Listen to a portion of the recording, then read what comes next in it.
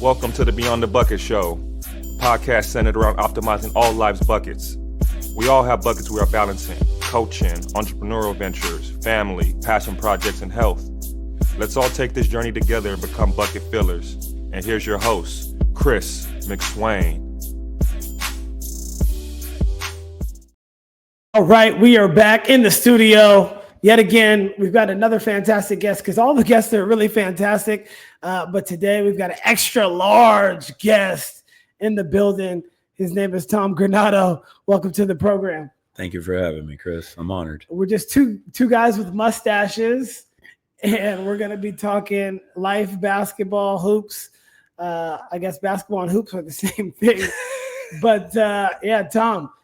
Welcome to the show. This is your first time. We've talked about this for a long time, but I'm glad you're here. I usually like to start off with a fun fact about yourself that most people that even know you wouldn't even know. Oof. Oh, man. I'm trying not to overthink this one. I'd say practice a little bit of guitar, mess around with some voices from time to time, just with that. But I love going to the beach. It's my place where I restore. So there's a fun fact. Okay. I'm going to tell you to move your mic just closer to your mouth there. And you're going to give us one of your voices. Oh boy. This one goes out to Bobby Williams. Kind of hacks me at times on my voices. Hold on 1 second. I'll help you with your mic. All right, so let me hear this voice impersonation. Oh God, Go ahead. I'm a hack if anything. Shout out to Bobby Williams. I know you're listening and judging harshly on this, but I don't know. I always think of you could do De Niro, Pacino. Those are always fun. Just get a little ooh-ah. Oh yeah, just funny stuff. I'm always better if you give a little dialogue. I don't know. I've always thought about if Pacino or De Niro, they were watching a game. Oh, yeah, it's a nice corner pass right there. Yeah, I like that. It's a good hammer pass. No, that's a good one. What about Joe Pesci? You talking to me? Exactly. There you go. Exactly, man. There you go. When did you start doing that impersonation? Honestly, that's always been, I guess, a thing since I was just a kid. You kind of just, like that little toy, what do they call it, like a yak. You're out on the playground. You're always just trying to imitate. Before, I think what kids call brain rot these days, the things they see online, things that go and repeat, the skibbity toilets. We just had movies and shows. And what is the skibbity toilet? My kids were talking about that the other day, and I was just like, did you say a bad word? Like, I don't even know what this is. Yeah, no, I have no idea. One of my students showed me it, and I saw it looked like a game. It was a actual toilet in a video game. It looked like a shooter game, but then all of a sudden it was like a glitch with a head. I have no idea. I still can't piece it together. But hey, man, back in my time when I was their age, it was you would go, you go watch a movie and you didn't have phones yet, because you're in elementary school. This is late 90s. Phones are still a brick. You have pagers still. And you're talking about the movie you just saw. Oh, my gosh, did you just see, the new Lethal Weapon? Did you just see Die Hard? Things like that. And you're wearing that like a badge of honor. And you're in elementary school, and you're quoting the guys, you're quoting the lines. And that carried on for a minute before what it is now. Yes. So. Well, I think that all eras think that their era was better and it's just different. I wouldn't say that any era was better than any other era. It's just different. Just like they try to compare eras in basketball, and you can't really do that because they were just different. The 50s were different than the 60s, and the 60s were different than the 70s, and the 70s are much different than they are now. And the same thing with kids and growing up. The same kids are still getting in trouble or doing things that they shouldn't be doing, or just learning about life. Really, that's really what life is about. And so, I've really tried to understand where these kids are coming from and try to meet them where they're at. Having young kids talking about skibbity toilet, like, what does that mean? They even have me saying certain things like bro and bruh, and it's funny. But Yeah, I remember those days too. And I was actually not a huge movie watcher, but yeah, I definitely like when impersonations. I remember, like, do you remember Adam Sandler when he came out with his little album? Oh, and yeah. you just listened to that, and there was like one of them was like somebody. I think they were just pouring water down the toilet, but it was mimicking somebody going to the bathroom for a really long time, and him just making most outrageous, noises while that was happening. So. Yeah, we'll keep it PG, but yeah. No, definitely. Those were the days. Yeah, man. Comedy albums were everything. Now you hear anything, a dime a dozen. Yep. Just because of how media just transfers so fast. Yes. It's at light speed. Super quick. But super quickly, before we jump into the conversation, why don't we give everybody a little context for who you are, currently serving as the men's assistant coach at Valley Christian. Yes. Played at a high level in college as well as in the pros. And why don't you just give it a little rundown about who you are, where you came from, and just give us a little bit of context. Sure. Well, to start with it, currently I'm an educational technology teacher for all incoming junior hires at Valley Christian Junior High. And I'm second assistant in the high school under Coach Pfaff for the varsity boys basketball program. I've been there now for 3.5 years. This will be my second official year, season-wise, coaching. We just finished, came off the heels of. And let's see, before all that, my life was consumed by a game as a player. And with that, it was, let's see here, I'm born and raised in South El Monte, San Gabriel Valley, out in Southern California. Did my schooling between there and Orange County. Went to Whittier Christian High School out in La Habra. Did a small redshirting stint in Hope International. Played my first year after there. Transferred to Citrus College. Played under Coach Croy and Coach Espria, who are now over at Cal Bap. And finished my last 2 years at Concordia Irvine under Coach Ammon, Coach J. Bell, and Coach Lauer. After that, I did a lot of coaches. Yeah, man, a lot of coaches. I got to give the big shout outs because to those men, including my high school coach, he was the one that really, believed in me. Sherwin Durham, ex Harlem Globetrotter. I think, honestly, I think he knew my intention. He knew my heart, the purity of it, the dream that I wanted, and the things that I chased. And he knew I committed wholeheartedly and honestly and just grinded and worked my butt off and just tried my best to listen, as much as stubborn as a bull I was at times as an adolescent.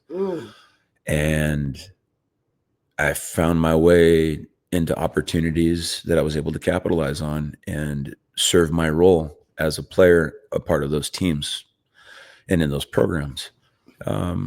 Touch on that stubbornness for a little bit. Like, what do you mean when you talk about stubborn? Yeah. I mean, I'm the youngest of 3 boys in my family of 5. So I have 2 older brothers, both 7 and 9 years different than I was. They're born in 79, 81. I'm born in 88. That puts me as the big little brother. So being the runt of the 3, you'd get the teasing, you'd get the wrestling. But you weren't the runt really because you were the tallest. Yeah, no, I end up being the big little brother in the long run. Yeah. But, growing up, being the little brother, you're getting all of that. And you get this will and determination because you're always having your brothers heckle you. And, it's all out of love. Yep.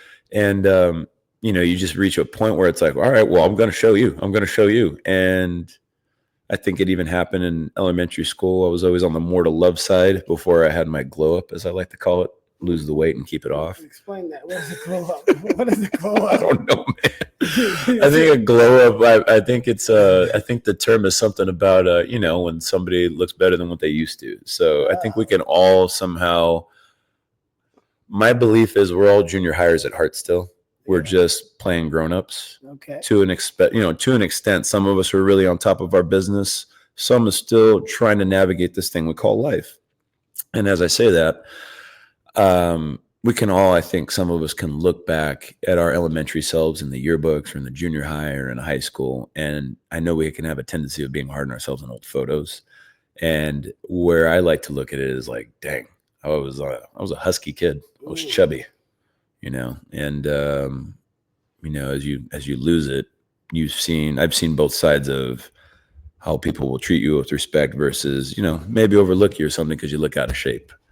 So, it was all trial and error, and I got to learn that as I grew, and then just how I grew, I learned, I committed myself to something that I was just really, really passionate and love, and still to this day. So, yeah, I mean, in essence, that's a glow up. The glow up, I like that. I mean, I felt like people think I still look the same from when I was like 14 years old, other than the facial hair and a few of the grays that are popping through. But I was actually this height at 14, so I thought I was about to be like 6'9".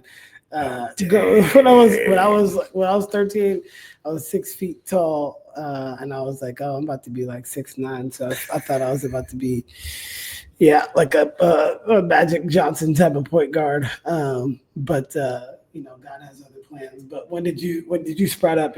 What is your official height? My official height is, I'm going to say 6'10" to this day. There you go. Yeah. There you go. Especially with the canes, it might give you extra. Canes and Hokas. Yeah. I don't know that life still. I'm dying to know what a Hoka feels like. I don't know what Hokas are. I'm still a Nike guy, I guess. But it just depends on which Nikes are comfortable. Sure. You have to kind of go through and I have these like in several colors, but sure. Some of these are more comfortable than the others based on whatever they use on the outside. But comfort. I'm going over comfort more and more. But I'm gonna have to pick up a pair of those canes once we get back from spring break. Shout out to them, man. I mean, hey, if it gets you some love on this show, why not? It's comfortable. I mean, we're looking for sponsors. Wait, I could do an advertisement for you right now. I think it's 100% made out of sugar cane, made out in Brazil. They've sponsored the NFL. They're sponsoring big college names right now. I know they just put Stanford on the map for them the summer going into this year. They've added a whole bunch of other colleges. They got UCLA. I think they have UCLA, Arizona, Clemson, Tennessee. They got some big names, some big hitters. I'm sure it pops up on my feed a lot now, and I've just been holding off because I didn't want to buy a whole lot of shoes. Sure. But I'm probably going to buy a pair or two when I get back from spring break. I say they have replaced my sandals. They've replaced my slides. They're a great post-workout shoe, especially if you really gotten a good HIIT workout. Shout out to HIIT School. Nick Gajon. I know I'm probably butchering your last name right now, but hey, HIIT showing School you love. Is local here? Yeah, it is. It's over in Willow Glen. It's over in Willow Glen off of Lincoln. That's not too far from us. Not too far. Yeah. HIIT School. Okay. Usually I do my own workouts in here. Nice. But you got the kettlebells, you got the dumbbells. You just need a Versa. Get you a Jacob's ladder. We're rolling, baby. I'll be coming in here. I had a rack too. I still have it, but I don't use it because I don't put anything in my back anymore. Yeah, good. I don't put anything on my back. Do you do back squats or anything? If I do, it's there at HIIT School, and I got those awesome Kaiser hydraulic machines. So, you just pick the right resistance and pressure that'll work with you. And then Nick hooks it up with the extensions. If you're long-legged like myself, I have short torso, long-legged side. And with that, you find a nice heavy balance, and that's just really it. Just keep it simple. For the most part, we're doing goblet squats, but there are some times where we're with the bar, and you can never go wrong with that. You're not throwing pounds of pressure, Right, exactly. Yep. So back to your playing career just a little bit. Sure. What was high school like for you? You went to Hope University right out of high school, but what was your high school experience like when you were playing? From what I've witnessed now versus what I experienced, I was a late bloomer, so I'd say I didn't really come into my own as a player until later in college. But if we're talking high school, let's say about 7th, 8th grade, I was around 6 feet, 6'1", and then freshman year, I'm 285, somewhere around 6'3", 6'4", just a big kid, not knowing how to use his body, trip over his own feet from time to time. Around sophomore year, I got more serious. I went out for football, was dying to be a tight end. They made me a tackle. Had to learn how to pull, didn't know what I was doing. Basketball coach saw how hard I was working. I went from I went from moving up from a Frosh-Soft team my freshman year straight up to varsity, but I had to play the bench. And all I knew was just work, work, work. Eventually, when I'm old enough, I'm certain I'll be an upperclassman. I didn't think I was going to play a sophomore year until I think it was our bus driver, who also I think was part of administration at the time for the school. He was throwing a suggestion over to my head coach at the time, and he was like, "You got to play that big guy. If you don't play that big guy, you're not." And we had big kids already, but he's like, "If you don't play that big guy, he's like, you're not going to have a chance." And I think I was pretty raw in skill to where I was just bigger than kids. And sometimes I'd be right by the backboard. I knew I had a soft touch already, but I can recall countless times I wouldn't get the shot up high enough off the backboard. So I'm over here padding my own stats. Yes. But, I would get that. I would run really hard. But I was just a big body. I think big eye, bushy tail, kind of just wanting to play. And I took that same determination and that same relentlessness of just like, I'm not going to let someone play harder than me, or I'm not going to let them hit harder than me. I'm going to be the one doing that. And I took that from, being the youngest sibling to, it ended up carrying over in my life, just in my career. Yeah. It was always physical based, always just taking the blows and just doing whatever my teammates would need out there on the court. They're messing with them. I'd find my moment. I'd kind of be a bit of a goon and go throw an elbow if I needed to. It wasn't anything malicious. It was just more of, I kind of always led with an intention of just being a protector. Right. Being a protector for my teammates. I'm not over here trying to end anybody's career or anything like that at all. So for sure. Yeah. I've always kind of been like that too. I've always had like a chip on my shoulder. If there was like a person that I identified with, it wouldn't be to the extent of Russell Westbrook. It would probably be more of the extent of Chris Paul. Okay. Like that. We played together, obviously, but like, just don't. The problem is, I'm fine unless somebody says something to me, and then I'm just going super aggro for not for no reason, because somebody talked to me. But I just want to stay in my own lane. And then I don't know if I told this story before, but we're on a cruise in like the Bahamas, and my buddy he played basketball too out in Atlanta at Clark. And we're on this cruise, and it's just us two. But then you see all the activities, so they line them up and they put them on the board. Oh, here's all the activities that are going on for the week on the cruise. And I'm like, okay, bet we got a 3-on-3 tournament, so we have to pick up somebody. So we go to the fitness center and we see the biggest guy in there, and we're like, hey, do you hoop? He was like, yeah, I used to hoop back in the day. And he was like, yeah, I'm a professional baseball player. In the off season, I played for the Cubs organization. And he was like, but I played AAU with Brandon Roy. And I'm like, oh, okay, cool. Certified. Like, yeah. Certified. He's like, but my boy is here. He went to Gonzaga. He didn't play there, but he was like a good player in high school. We're like, okay, cool. We got Stockton, and we got a big baseball player. And so we start playing and we start running through the competition because we were just probably the best. But then we get to the finals, and this is probably one of the first vacations I was on with my now wife. But this was when we were dating, and he was dating my wife's friend or they were married at the time. My wife and her are still best friends, but they're divorced. I'll digress off of that. But so we get to the championship game off of this, and we had rolled all the way through into the championship, and now we're playing some young boys. So we're probably in our mid to late 20s, like 28, something like that. And these young boys are like 21, and they're from New York, and they can really go. And my best capability, you could tell everybody on the podcast, just so I'm not the one telling it. What's my best capability as a basketball player? Oh, you can shoot. Okay, so shoot the basketball. So I'm not lying, and this is coming from an ex-pro. Now, so I can't really shoot because we're on a boat. Okay. And so the boat is in the middle of the Atlantic Ocean, and the Atlantic Ocean is kind of windy. So like you shoot and the shot is going like it's flying off to the left. So I'm like almost trying to like shoot it this way. So hopefully folks it goes don't know, in. man. The physics challenge. And so the young boy said something to me. And so I'm like, all right. So now I'm in dog mode. I'm in Chris Paul mode, and everything.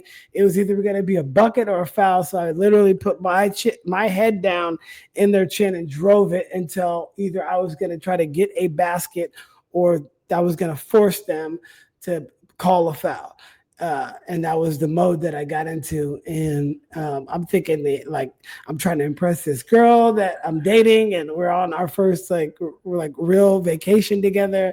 And the guy was like, this is a family cruise. This is a family cruise, guys. And I just took it all the way to 100. And so then we end up winning the tournament. I'm like, yeah, we get these little cheap old medals that the kids get at all these AAU tournaments. And I, hand it to her. I'm all happy about it. And like, I was getting ready to hand it to her, but she had left Like, and they went to lunch. Oh, man. So that's the competitive nature that I would have almost in anything, but specifically in that. So I don't play. The last time I really hooped was when we played in that men's league, which was a lot of fun. But I have not hooped since. I hooped one time since at our club, courtside club. Sure. But again, I can't be around people that I don't like. If it's all friends and homies, I'm all good with that. But I don't like hooping with people that I don't know, because you just never know. So I'm with you on that. I was no, I get it. It's tricky. You get tempted. It's like, oh, do I pull up to LA Fitness? Do I go to 24? But no, you already know that you can't. You don't have a best gauge on what kind of competition is going to show up. And that's not a knock. It's just once you play it at a high level, all you want to do is play with like-minded hoopers. Right. Guys are going to use their IQ. They're going to move their feet. They're not here to undercut. They're not here to mess somebody up. If it gets heated, hey, you either shoot for it, you take 5 seconds, you go to the bathroom, whatever it is, you come back, you center up. We're all good. Yep. We should be able to push one another. I'm big on that. Like those guys we played, they were good. Like that one team we played in the championship, they had beat us in the regular season by a few buckets. But we finally got to it and we beat them by 20 in the championship. But they moved the ball. They were big. Like they had bigs. They could shoot it. That was a good little team. They played like the Warriors. They wore Warriors jerseys. So that was kind of cool that we took them down. No, definitely. No, I know what you mean. I haven't found anything since that. I know for like the last 2 years, not this past year, but the last 2 years, we would have that teacher-student game. I know. They shouldn't have got rid of that. Big bummer this year. That was a letdown. They played dodgeball instead. Yeah, but it's not even dodgeball. It's like, I know, the dodgeball is the size of a softball, and you can't do anything with that. You know what I mean? Just sign waivers, okay? You get hit in the face with a real size dodgeball, you take it on the chin, you keep moving. But that's me. That's me. If you could go rules with that, there you go. I would love to go old school, but it's sometimes I get it. You got to mix it up. You got to change it. But it was a letdown this year. I was a little heartbroken. So, what was your high school recruitment like? Were you heavily recruited after your senior year? Well, I'm gonna be honest with you. I didn't know how to apply myself as a student. I didn't fully get it. And with that, my grades were decent. They weren't anything to write home about, but they were decent. I remember Cal State Fullerton had a redshirt offer. Oh, was Foff there? Foff was there. I believe Foff was there. Yeah. Foff was there at the time. He was interning, and Jason Levy was there as, I think, one of the recruiters, one of the assistant recruiters. And Bob Burton was the head coach. Coach Bob Burton. He just called me literally yesterday. Nice. I heard he's up here. I got to see that guy. And then Bobby Brown, Scott Cutley, they were all there. But, I mean, that can go on. I had that. Northridge as well, redshirt offer. The goal is that if I redshirted, sure I could balance the student life. And this is all when it came down to SATs and ACTs. They had told me I needed a certain number. Yep. If we didn't get that, it would go right into redshirt, not to worry. But then I would go to school there. And then if I proved myself and earned my spot, I could then have an opportunity to scholarship the following year. Yep. Portland State was another one. Hope was another one. I know I had, for a fact, I know there was a couple more, but for the life of me, I can't remember right now. But a lot of them were those type of scenarios. And Hope International at the time was the only one that was willing to offer a scholarship. And they were NAI at the time? NAI at the time. And I remember they played Santa Clara here one time. I believe so, yeah. I don't know how long ago, but it was probably around that time. I mean, I'm sure. I was coaching up at Valley, I'm pretty sure, but okay. So this was 08, 09. 07, 08 season was a redshirt year. 08, 09, I finally played my first year. I didn't know. Oh, here's another thing. Wait. I thought you were talking about 2018. No. Okay. No, you're good. Yeah. Yeah, that's the thing. Like I said, didn't know how to apply myself. Once I went into Hope, I couldn't reach for the life of me. I can't remember the number I needed on the ACT. They said, SAT, don't worry about it. You got an ACT number. If you meet this number, you're good. I think it was like 20. I think so. And I know I missed it barely by a point, right. a point or 2 points. That was it. So then it forced me into redshirt, but I was still covered. I learned what college basketball was like, what a practice was like. I understood that now, it was on me before, but now more than ever, it's on me, especially if I want to maintain this, keep the scholarship, yada, yada. Yep. And, did my redshirt year. Coming out of my redshirt year, I didn't know. I ended up taking, I think I did a couple of general classes up at Citrus College. So my folks were living in Laverne at the time. And if you don't know Citrus College, it's right next door in the backyard of the Azusa Pacific. And at the time, I just took a health class, and I think I was taking a biology class. And as I'm in health, they put you in the weight room there. And that was my first time seeing something way different. And it was Coach Croy. I didn't know him at the time, but he was leading his team through team lifting. And I was like, oh, what's this? We don't have this over here. It was a different setup. Hope at the time had a way smaller gym. It's probably about half of the size of your room here. Very, very small gym. And we had to make do with what we had, but I don't think we had a strength and conditioning coach. All of that at the time. This was all up and coming. Yep. I go over to Citrus and I'm just sitting through this and I'm looking at the structure. I'm seeing that each player, they got a book. They're being told what they have to cover for off-season lifting. I'm just like, what is this? I didn't know how to ask questions. Coach Croy comes up to me in the middle of like a set. I'm thinking I'm lifting. I'm over here just trying to pretend to lift a dumbbell. And he was like, you ever play basketball before? I said, yeah, actually. And I told him where I was. And he was like, oh, that's cool. And that conversation ended there. I go back to Hope. I didn't know this. This is funny, but I'm the first athlete in my family. I'm the first one to go to, I'm the second one to go to college, but I'm the first one to go based off of athletics. Yeah. My oldest brother, he was computer engineering. But for me, and my second oldest brother did the most awesome thing. He worked his way up through In-N-Out. And if you don't know, In-N-Out, private company, you start at ground zero. Yeah. But he went all the way to, I think, district manager, assistant manager. But then he retired to be an awesome stay-at-home dad, raising my awesome nieces, Maddie and Lou. We could jump over tangent, but let me get back to the story. Along with my sister-in-law, she's San Jose original as well, Andrea. But to go back to the story on this, I didn't know what I was doing at the time. I thought when I had signed my redshirt deal on scholarship, I thought I was locked in for the following year. I didn't know this. I could have left already. But not knowing, I stayed. I ended up getting sick in preseason. I ended up getting what is called, you get MRSA, methicillin-resistant Staphylococcus aureus. Never heard of it. Terrible flesh-eating bacteria. It runs notorious on soccer turf, football turf, NFL locker rooms, you name it. You don't want it.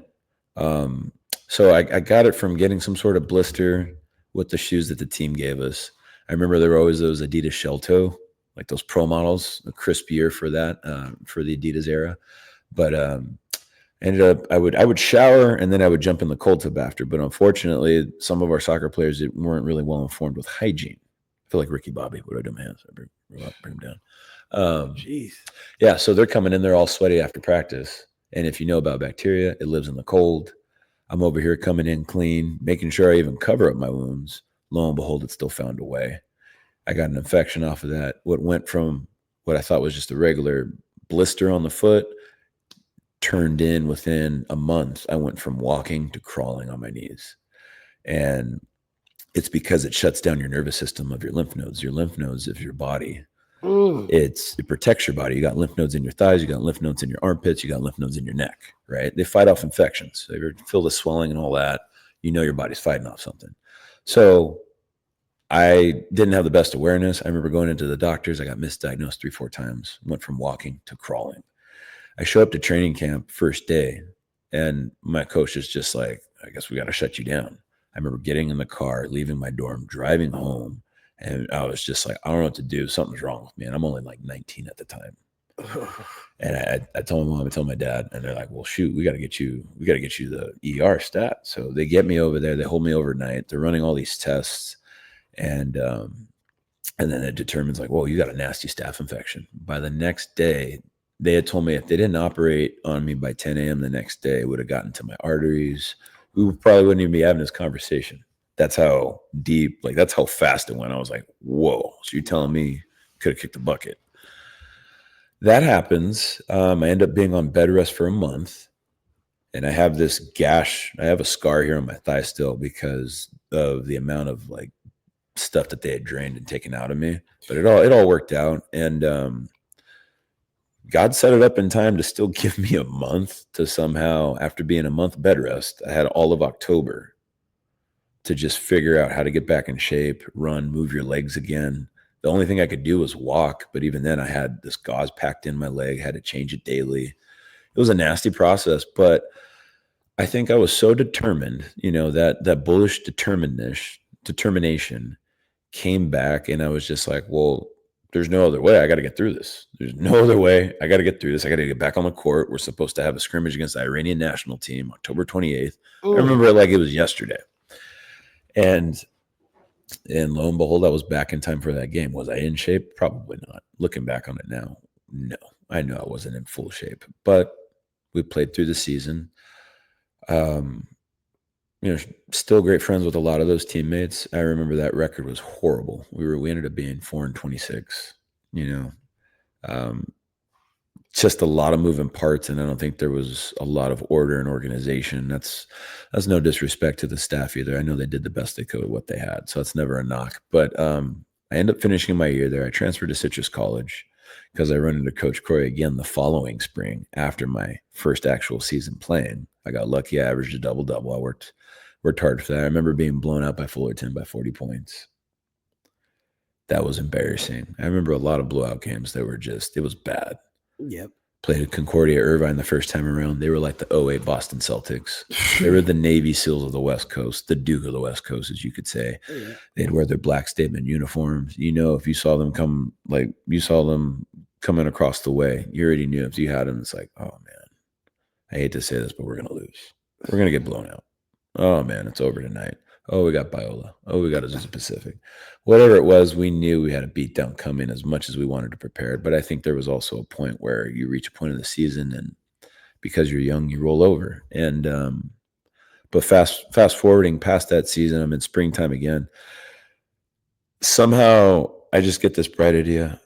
I wonder if I transfer. And I ended up being in the weight room again. I was like, okay, they got to be coming around here at, I'm like, it's noon. Maybe they're going to have practice again. Maybe. Saw Coach Croy. Saw Coach Espria. That's the first time seeing Coach Espria. Coach Hardy Espria, he was assistant at Cal State Fullerton with Coach Pfaff. I think they both interned together while Hardy was a grad assistant. Will Hardy? Hardy Espria. Oh, okay. The Colombian sensation, man. The Colombian general. He's awesome. I learned from a great man. So I tell Croy I'm interested. And he's just got this look in his eyes like, yeah. All right, well, if you're serious, Coach Spree will give you a workout right there. I was like, okay. I have on my somewhere where I keep all my old videos of just memories of being in different places, different games, just old friend memories and whatnot of videos. I have this video because it was shot on a little flip phone, and it was Coach Spree's.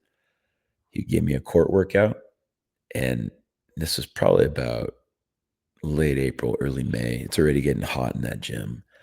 and he's making sure the doors are closed, and he's making me sweat. He's like, all right, now go here, now go there. Now you need to pivot here. You need to catch and shoot. He's moving me at a rate that I didn't even know was possible. It was just next level speed, D1 speed. Yep.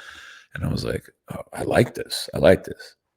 I rested for 5 minutes after that 30-minute basketball workout. And he goes, all right, Tommy, let's go to the gym. I said, what do you mean? He's like, no, we're going to go get a lift. I said, okay. I rest barely for 5 minutes. I get a sip of water. He's like, all right. And then he's putting me through, I think it was a test. He was putting me through the sweat box of the weight room. Yeah.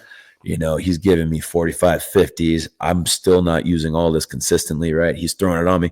And he's like, come on, put it together. And he's just putting me at this rate, this speed. And I'm just like, I'm barely keeping it together. I'm like, I'm dying. My cardio's not all the way up because I don't know these things. I was so unaware of it, right? Oh my God. Got through that 30-minute lift. We squatted. We did everything. Every single thing you could think of, we did it. Full body, right? But when you do full body with Hardy Esprit, man, he's going to put you through it because he's pushing you. He's trying to raise your standards already and help you to see it. So this video that I have now, we're on the outside of the facility. I'm gassed. You see my shirt's drenched. Everything is just completely drenched. This was the beginning of the glow up. The beginning of the glow up is a fact. No, Hardy played a big testament to that, the man. beginning of the glow up. Facts. Coach Spree and Croy, man. He just films it. He's like, so what did you just experience? I was just like, man, that was a great workout. I couldn't even talk. I was barely putting sentences together because I'm so out of breath. And he was like, and I remember one of the questions is, so you want to get better, right? And I just was like, yeah. He's like, so you understand this is the only way you get better. And he put it out so black and white with me, which was the best part. It was just a simple, you accept it or you don't. And I was like, why the hell not? I will definitely do that. Let's do it.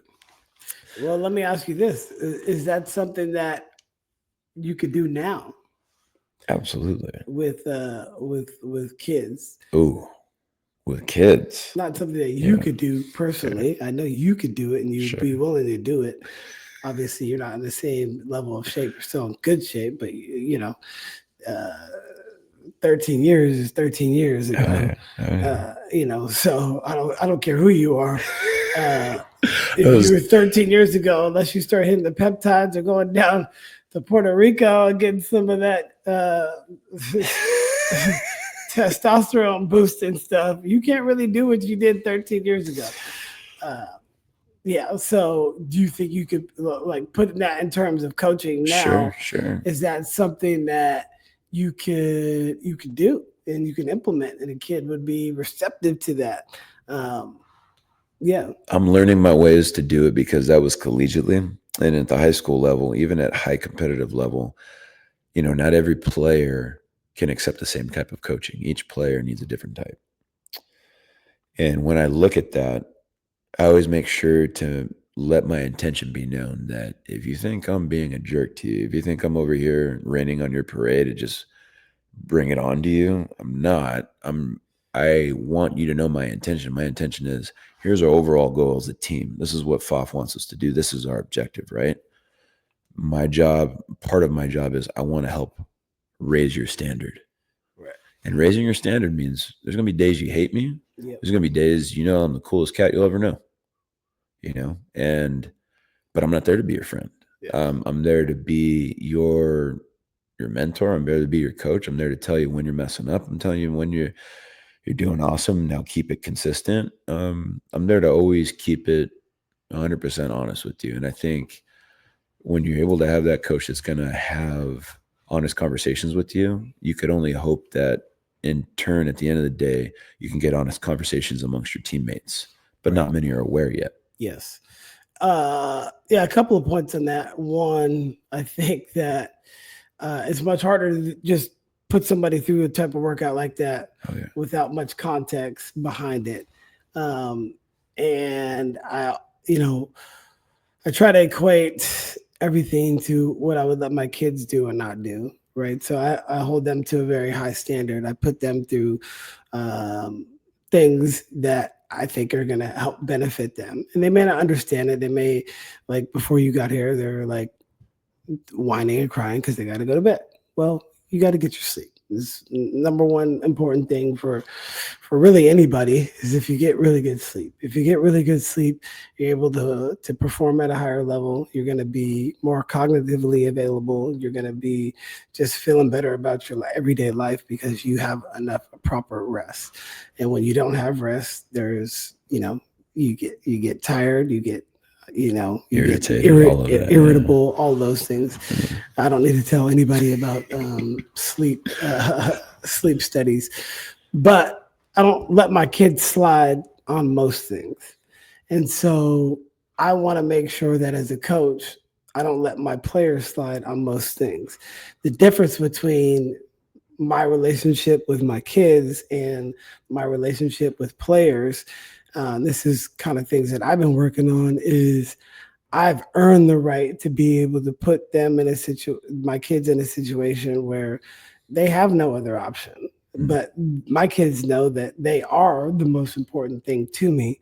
So when I discipline them, they have a deep understanding somewhere down in there. They may not understand that now, but they have a deep understanding of my dad or my mom have the best intentions for me long term. And they may not understand it at the ages they are now, but 100% I believe they're going to understand it later because that's how I was. I was like that. And I'm sure most people could be like, yeah, my parents had the best intentions for me, and this is the reasons why they did what they did at that moment. And I didn't like it, but guess what? They were right. That's how I look at it. And so for me, before, players would blindly do whatever the coach was asking them to do because that was what the culture was at that point. The culture has now shifted because everybody wants to know the reasons why, or this and that, or everybody thinks that they have an answer better than because they've seen this or they heard this or whatever the case may be. But our duty is to make sure that, and this is just me speaking, we earn the right to be able to coach them at a level that is going to get them to play at their highest level, to be the best person that they can be. But we have to earn that right as a coach. And I think that is the biggest thing with this new generation is I'm talking to several coaches. I'm doing introspection. I'm looking back on old stuff that we did with previous teams. And that is the only way that you're going to be able to really hold them accountable is if we earn that right, because we invested in them so much relationally. They're like, yeah, coach, you got it. And they may not understand it because most of the time when you're pushed to do something that you don't really want to do, you're not going to understand it in that moment. But for having multiple players on my staff, 3 to be exact, that used to play and talk to me about these certain things and what it has made them, it was because I invested in them relationally even more. So that is what I'm going to double down on. And it's even harder now to invest in relationships because most things are now transactional by nature. Yeah. Nobody gets on the phone. Yeah. Oh, first of all, nobody gets on the phone and talks. Okay. These kids will FaceTime each other and not say one word for 3 hours. This is a real thing. Mm-hmm. And you will get text messages that don't fully have full sentences. So you're interpreting certain thing. And I could put C and like the letter C, U, and then L-A, and an R. I could see you later. And you can interpret that like, oh, he wants to see me later. Like, what's going on? I could be like, oh, I'm just going to see you later. Right. And you're interpreting things at a different rate because now you have to think about what was the intention. But at the end of the day, and this is what I wanted to get to, sure, the intention doesn't really matter. It's only how they feel. Right. And people are feeling things a lot differently now.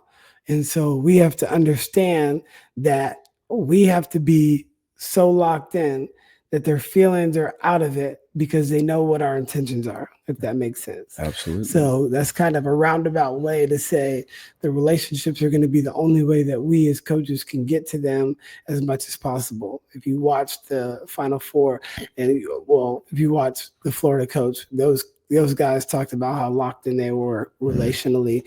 Same thing with the UConn women's team. Her, Gino, and Paige like hugged. The first thing she said, I hate him. But she's like, no, I love him because he was so hard on her. But I know that he had to put in so much stuff relationally to be able to get that. So that's kind of what I've been thinking about as a coach in this day and age. It's not our duty to say that the kids have changed. It's our duty to make sure that we can resonate with them so we can get the best out of them. And ultimately, it's going to help them in their everyday life. So. Oh, dude, no, you said it, man. That's your relationships are really your currency, and I think when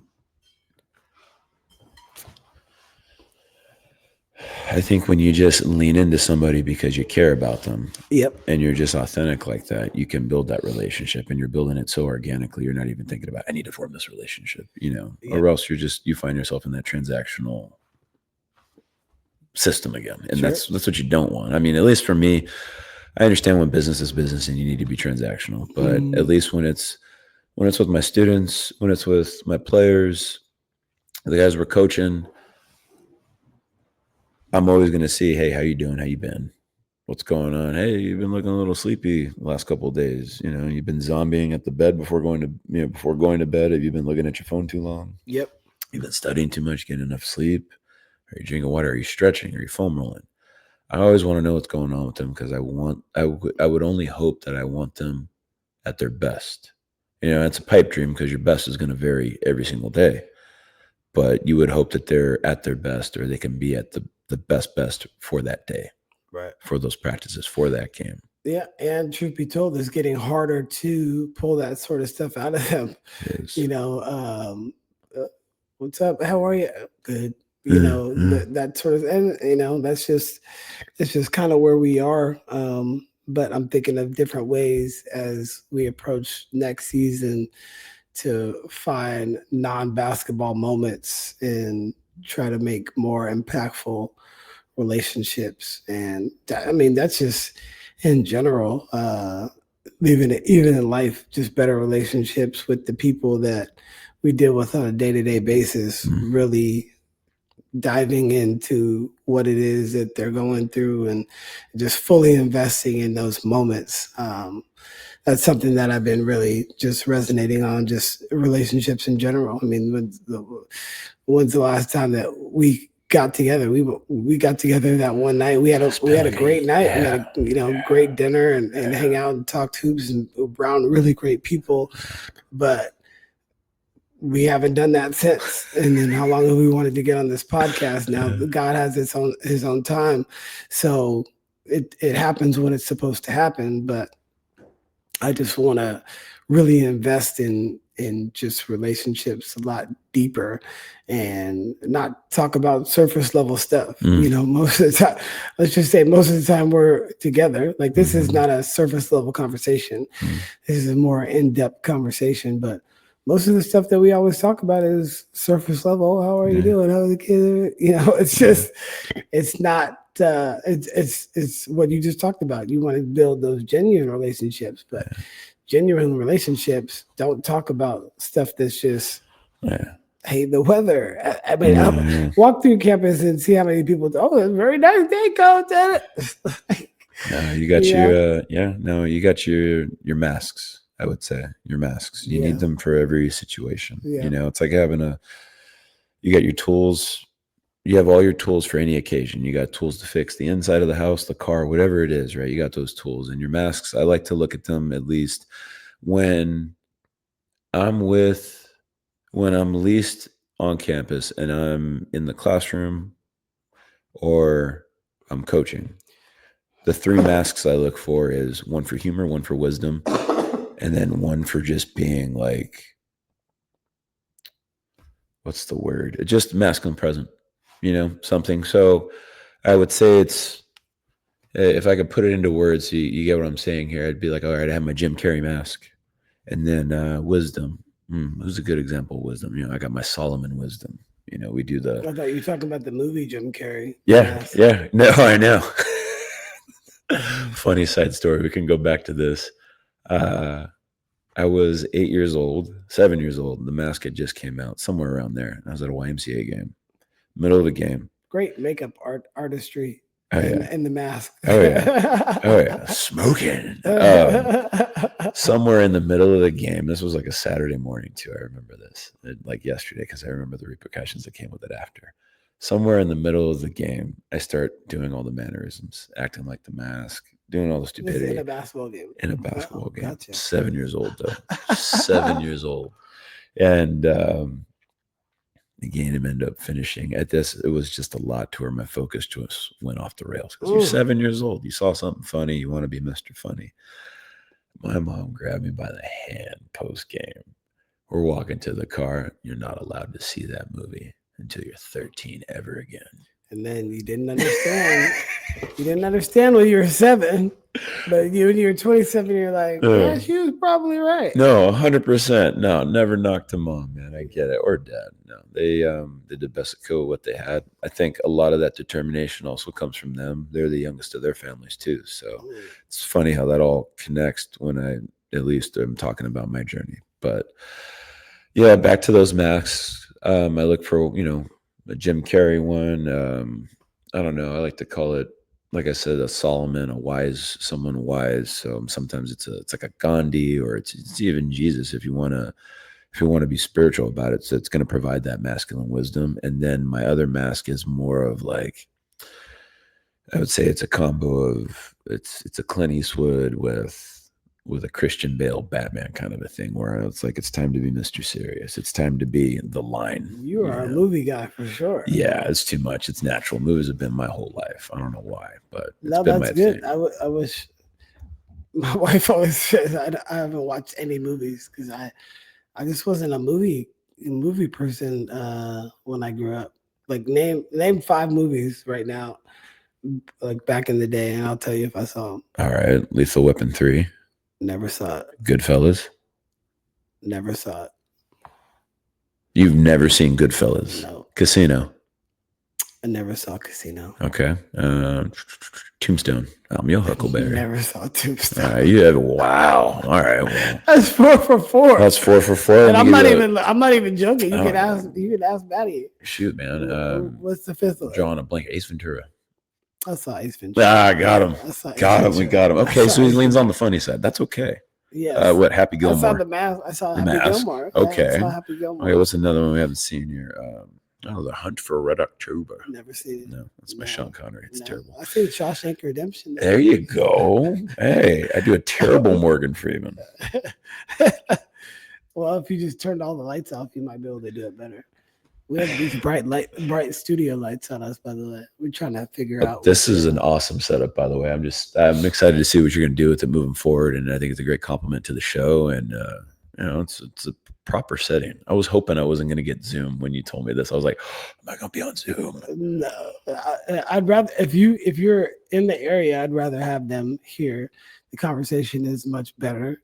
The environment is much better. Sure. And I think you probably get the most out of the guests, but you probably also get the most out of me too, because in person is just way better. When you like, it was fun to do school on Zoom, but it's way better when you're in person. So 100%. Yeah. Once we figure out like I need multiple cameras. That's the thing. I need like multiple cameras, but I mean, if anybody wants to sponsor the show, we could get more cameras. So, Kane, if you were listening, if you want to sponsor the show, we would love to have you as a sponsor so we can get more cameras. But anyway, back to you real quick. You played, so college career. Briefly talk about the end of college career and then getting ready to play professionally. Yeah, no problem. Go from Citrus College, and then that was my year I got offers, like really, really good offers. I know I had 7 or 8 on the table. First one ended up being Cal State Fullerton. It came back full circle. Jason Levy had left. Hardy was with us. I don't believe Pfaff was there anymore. Coach Newman was there. Andy. Yep. He's at Northridge right now? Or Yep, he just yep. got another job, right? I don't know where. Oh, where? We got to find out. I got to know. But no, awesome. Great man. Coach Burden, likewise. They ended up coming into Citrus. They came to a practice, and then they came approaching me right after in the weight room, and I was just blown away and honored. The sad part was being a first athlete in your family, you're trying to navigate all this, but you don't have any instructions on and the questions to ask. And if you ask too many questions, maybe you're deemed high maintenance, and you're not trying to be. You're just asking for clarity, and you want to know these things. And looking back on that, I should have asked more questions. Am I happy how my journey ended? Absolutely. So I don't live in regret. I do have small regrets, but it's okay. You live with them and you keep moving on. And at that time, I always bring this one up to Faf, and I might have brought this up to you. So Burton leans over and he's like, "Oh, well, tell me, we want to offer you, and what's your thoughts? We'd love to have you." They just got my teammate DeAndre Haskins out of Long Beach. He had a heck of a year, and he was going to be going to Fullerton, and they wanted to know if they could get me too. And my perception was jaded due to another dear family friend of mine who had played there, and his experience. Everyone's experience is different at the time. We're all young, but when I saw that, I was like, well, I don't know what I'm stepping into, and for that, I made the decision to decline it. And then I remember there was Utah Valley, Humboldt State. The list went on. Now Humboldt State doesn't even exist anymore. What do they call it now? Cal Poly Humboldt? Yeah. That's weird. But all that happens, and then I get Concordia Irvine. And I remember sitting one afternoon with Croy, and we're in his office, and he's telling me this, and I was like, holy crap, I'm going back to the GSAC, I'm thinking. And he's like, well, no, this is for a visit. And I'm like, oh, okay, I'll go visit. I go on a visit. I meet Coach Ammon. Coach Vic is there at the time. I think he's the head coach now of Eastern Washington State. Yep. Eastern Washington. And they take me on my tour. I fell in love with the campus, knowing that I was 10 minutes away from the beach. I was like, oh, I'm down. Let's do this. And then plus, I'd be back in the GSAC. And at that time, the GSAC was towards the end of its competitive run, but it had a very long run in the early 2000s of being that one NAIA conference that you'd go to for high competition, high quality basketball. You had Biola, you had APU, you had Masters College, you had Point Loma.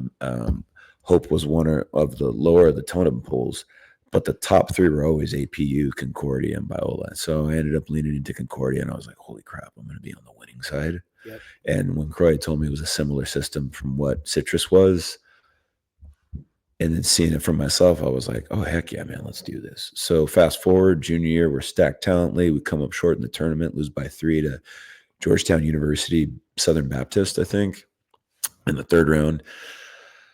My senior year, no one could have ever predicted this, at least out of us. There was only 4 returning seniors, and we ended up winning the entire national championship. Oh, year. I didn't even know that. Yeah. That's awesome. We went 31-7. Heck of a thing. It was an awesome way to put a Cinderella like bow tie on the final story of that.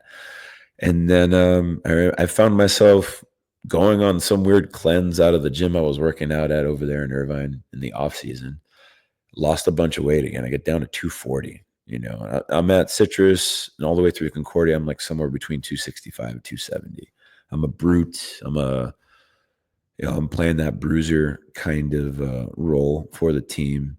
And now that the training wheels are off, I'm listening to a close friend of mine at the time that was my junior year, how he got into the D League or the G League now. And it was him and Dominic Johnson, who's now an assistant at APU. They were only like one of 2 guys. It was only being like a handful, along with Mark Pemberthy in the early 2000s, that made it out of Masters College to get into the league. And, I'm just trying to follow footsteps and find the process. And I stumbled upon a Pro-Am tour out in LA near Los Angeles High School. I post a high double-double. It was like a 20-20 game. And these Japanese coaches approached me. They're like, hey, we want to sign you. We like you. First game I played, last game I played, I took the deal. I was in Japan by July. I played my first whole season in Japan. And then followed by that was Mexico, then Canada for a couple years.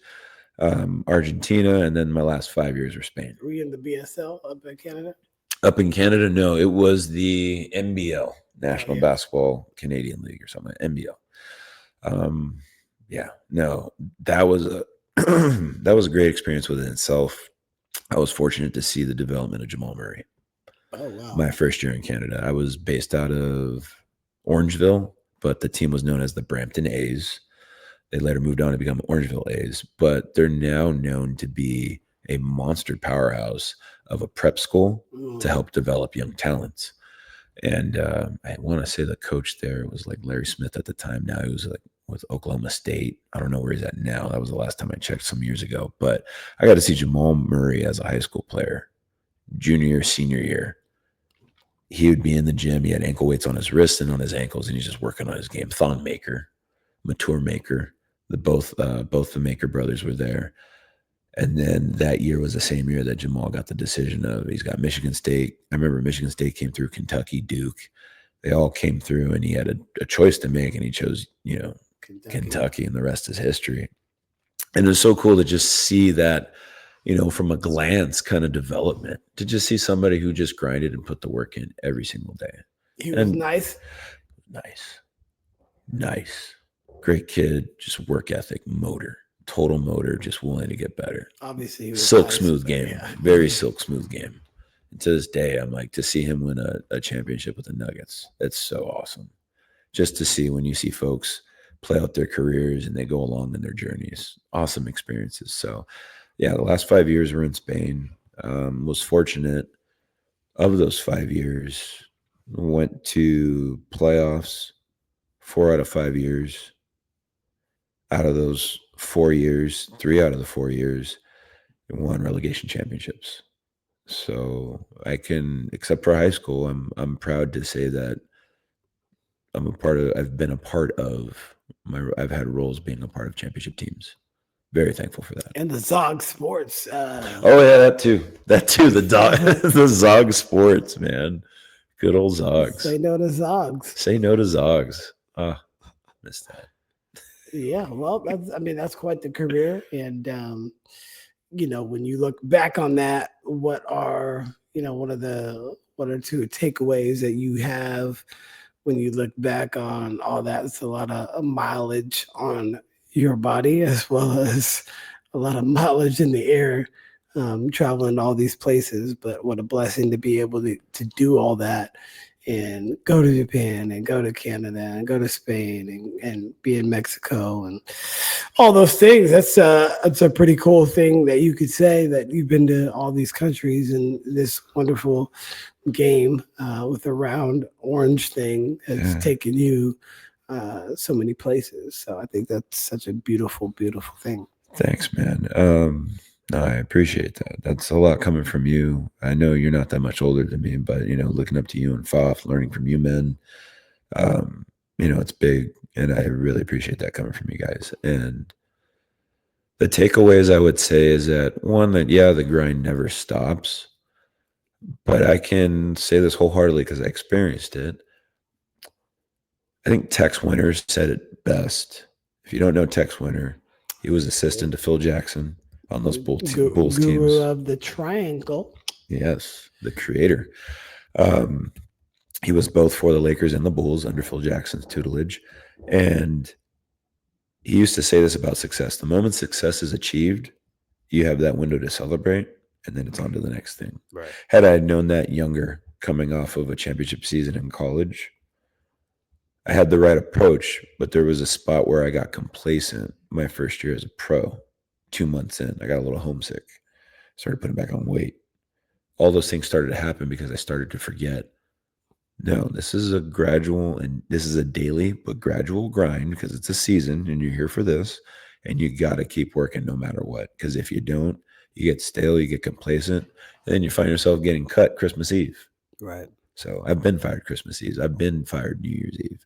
I'm blessed to have those experiences, and I wear them like a badge of honor for myself and myself alone to use as a cautionary tale, because it's a reminder that it can happen at a moment's notice, and you got to be prepared to pivot at all costs.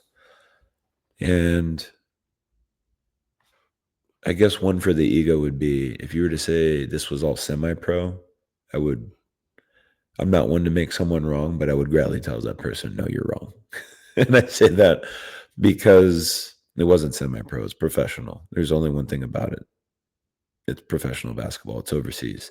Is it a dog-eat-dog world? Absolutely. You got to grind it out with your teammates every single day. There are days they hate you and they will yell things at you in different languages. And you don't know what they're saying, but they know. And you're saying your things too because you're frustrated. But the beauty of that, there's so much beauty in that because I was reading a Phil Jackson book at the time and I realized the dance, what he talks about. The dance that's why he calls it the last dance. But the dance overall is this beauty and this artistry of this game. It is universal. It does not require a language, although communication is necessary and it makes it run smoothest at that. To have danced the dance is to have that honor, knowing that no matter what, I'm fortunate for this opportunity that I'm in. So for that, I take that excerpt that he mentions, and I'm thankful to have danced that dance that not many maybe had the opportunity to, or they were cut short of for an injury or decisions they had to make personally. So I am very thankful for the distance that I went. I wrestle sometimes with myself, but this has already been put to bed. Like, should I have still played till 40? Could I have? Yes, but there were other reasons that I think led to my final just walk away. And I'm okay talking about it as far as that part. It's just, I reached a point of knowing that could I have attained, there was a Spanish passport on the table. And I thank Hardy for that. Hardy Esprilla. He's the one that put that MacGuffin in my life, so to speak, when I was in junior college. He said, Tommy, you find out what your Spanish is, like find out what your family ancestry is. And I knew that day. I was like, hey, I know I'm part Spanish, like Spain from Spain. My grandfather came over here, so I'm second generation. My dad was firstborn. And they're like, oh, so you could get your Spanish passport. So from that time all the way to the end, I had spent my whole career chasing down that passport because I was always told, hey, you get that, you can play for as long as you want. Who doesn't love financial gain, right? To know that you're going to be compensated properly. But that's neither here nor there in overseas basketball. There's plenty of accounts that we all come across on a daily basis that say, hey, you want to play overseas? The words maybe.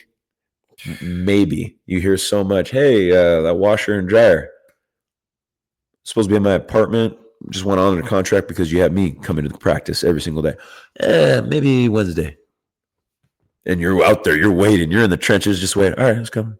I hope it's coming.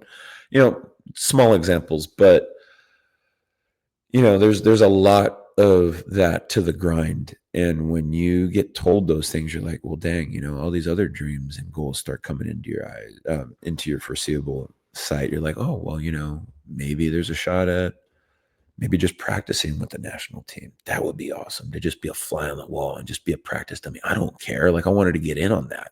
And I thought that could be my way in, if not be a bench player in Liga Endesa. And I know those things could have happened, but once what deflated me, and I know I'm the one that deflated myself. So there's another tale in itself because of where I was at mentally at the time, at the age.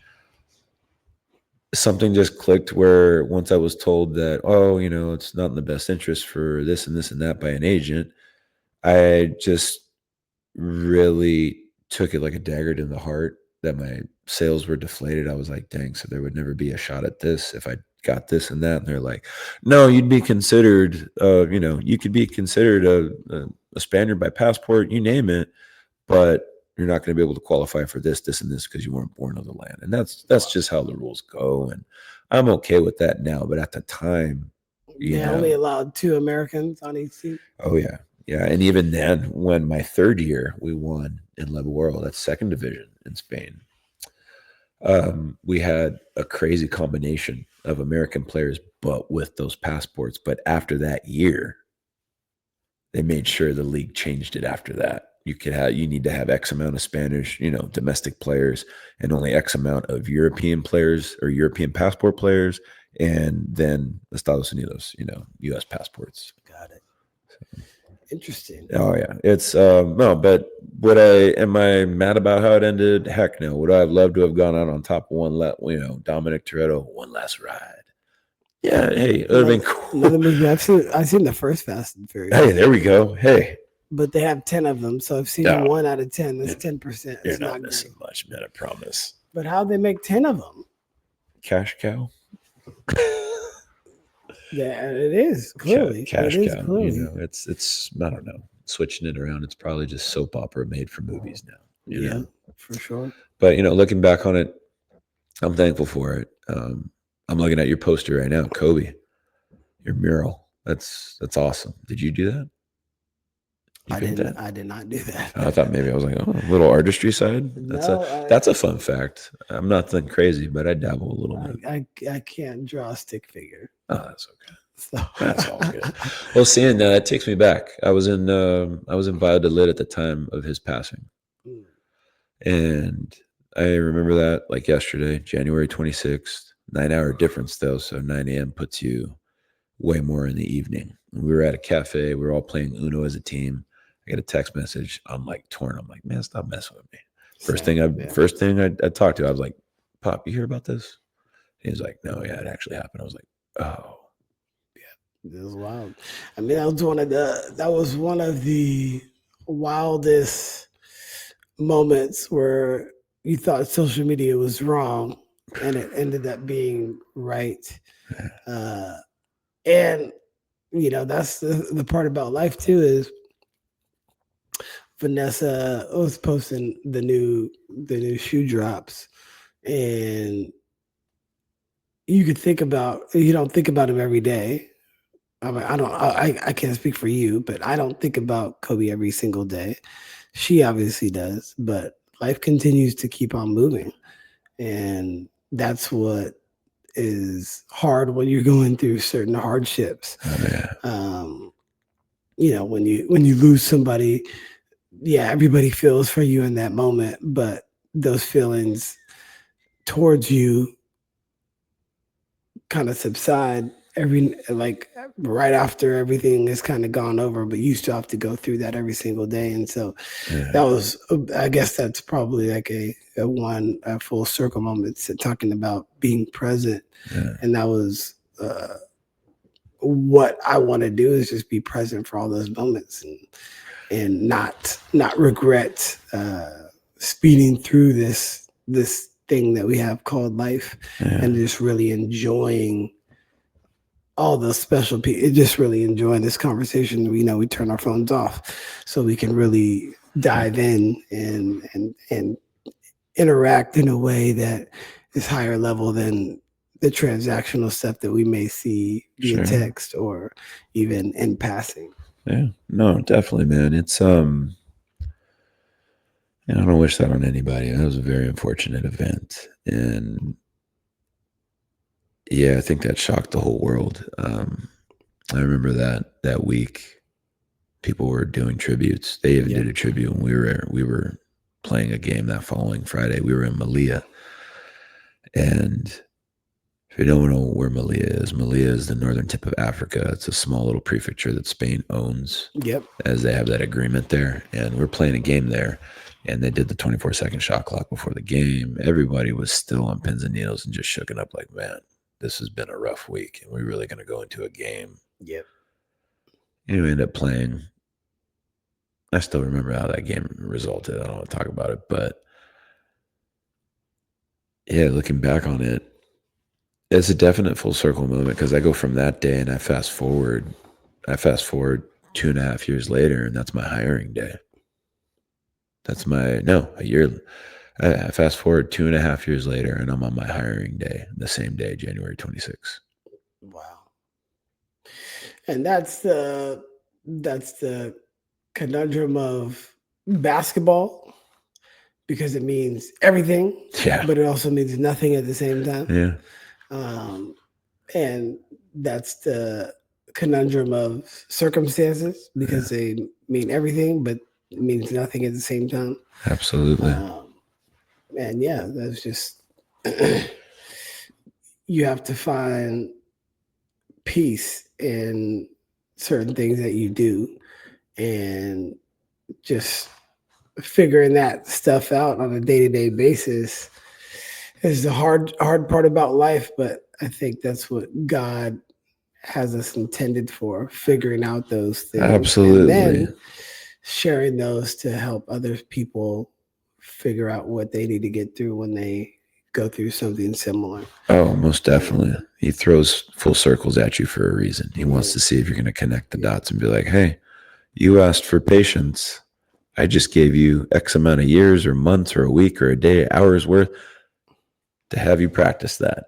Yeah. Did you really pay attention? Are you paying attention? Right. You know, I'm a firm believer in details. Details. And that's just in all ways of life. I think it's good to be that way when it calls for it. And when you pay attention to yourself, you mentioned introspection.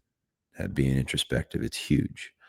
I think sometimes we neglect that as individuals, as human beings, because we're so busy checking off maybe the boxes for the day and making sure we do this and cover that. Are we being introspective within ourselves? Yes. To really make sure we're doing the things we need to do for ourselves. Yes. Yes. There's 10 things that I need to do every single day. And I can name them if you want. Please do. Well, number one is have some sort of prayer or devotion or meditation. So that's one in one. I do all three of those things, but that's one. Number two is workout. Number three is hit a cold shower. Hey. Number four is hit a sauna. Number five is talk to a friend. Okay. Number six is do something with my kids. Nice. Number seven is what was it? I have them written down. Really? We have the lights on us. Oh, have a stimulating conversation with my wife. Okay. Clean my ears. Okay. Wait. What? You're making it sound like you don't do Q-tip. What do? You water rinse it? I don't do Q-tips. What do you do? There's this like little scoop. Oh, okay. I've heard of this thing that you can get on Amazon. Okay. I forget the last few, but I'll remember them and I'll text you. But Right. it's 10 things every single day. But I said cold shower and sauna. Yeah. Both of those things have to try to get those in somehow. Sure. But yeah, but prayer is definitely one of those. That's the main one you have to get in every single day, and get some quiet time. Do something do something that betters me. Some professional development. That's one of them. So that's 8. So that could be audiobook or podcast or reading, something like that. It's funny how much you realize when you look back at how much you need those things, because if you don't, right? Yep. Yeah. So if I get all those things in a day, those are just I'll be a better person. You're running at full speed. Yeah. Yes. Yeah. I'll be a better person for sure. So we're at hour 20 almost. Oh, nice. So we're gonna have to run a second episode. Yeah, I'm down. It's gonna have to be a second episode. But is there anything else before we jump off of this one and get you out of here? What? Yeah. Anything else before we go? Well, let's see here. Oh, I found myself wearing this and I didn't even realize it. Hell Before You Eat. Old teammate of mine out of Canada, Akeem Scott. Mm-hmm. He's Canadian Jamaican. He's from Queens, Jamaica. And then wife is from Canada. So they both have that. They have beautiful children. They live in Atlanta now. But I know he was playing last time out in Vietnam. So I just want to give him a shout out. I love this shirt. Anytime I wear it, I'm always. Show the whole shirt. Oh, the whole shirt is just HBYE. It's Hell Before You Eat. It says it on the back on the collar. And it's just. And what does it stand for? Howl before you eat. So how howl like a wolf. Oh, how? Oh, okay. I thought you said how before. No. My I'm big old gonna bottom lip gets caught on my jaw, man. So How? Yeah, howl like a wolf. And we used to call him a wolf out there on the court because the wolf would get you riled up. You'd get in a circle. You'd be like a pack. We'd get hyped before a game. He'd say an awesome blessing before the game, and then he would it was somebody that was always in alignment with that competitive edge and making sure that you came with the gusto, man. He's 5'9". Loved it. But I promise you, the heart of a lion. I wouldn't want him to guard me. That's for sure. I'm sure. Oh yeah, man. No. Him. I would say between him, Terrence Worthy, another really good defender. Those two guys right there. They're built differently. Terrence Worthy's from up here. Yeah. He went to Mitty, right? Concordia guy. No, Terrence Worthy went to Valley Christian. Oh, that's right. He'd guard you 90 feet. Yes. He'd guard you from baseline to baseline. Sit in the stands. He was a nightmare. I had the privilege of playing against him when I was at Hope. By the time I got to Concordia, he had just finished. Yeah. So I'd only get to go against him or play against him, play with him Terrell off season. His brother. Was okay. Really legend. Good. That's what I heard. It was really good. Austin Simon, same thing. We got a ring together though. So we always anybody I get championships with, Bobby Harris, Javi Fernandez, all those guys. I mean, those are all Bobby Williams. Bobby Williams. Yeah, that counts too, man. I like to call him Bobbert. Have a little fun with that. Yes. He's probably grinning, just being like, man, I'm shutting this off. Is he gonna watch this? Does he listen to I don't know if he listens to the podcast. I don't know. If he is, probably tuned out already after I did the De Niro.